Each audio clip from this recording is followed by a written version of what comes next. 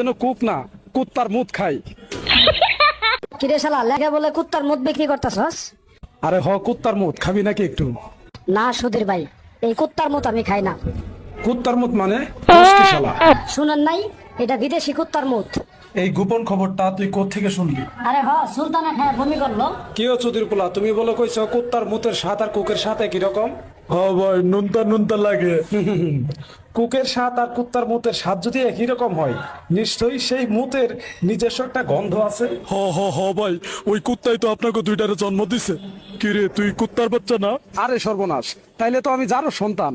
যে জিনিস সবাই বয়কট করতেছে আর ওই জিনিসের বিজ্ঞাপন আমি করতেছি। আমিও নাস্তিক, তোরা শালারাও নাস্তিক। আমার 14 গোষ্ঠী হারামজাদা। এই কুক খাওয়া আর কুত্তার মুত খাওয়া তো একই কথা। সুধীর পোলা এতক্ষণ বুঝছে। এই বাচ্চু, কুক ফালা। এই জন্য কুক না কুত্তার মুত খাই। কোকা কোলাকে বয়কট করুন।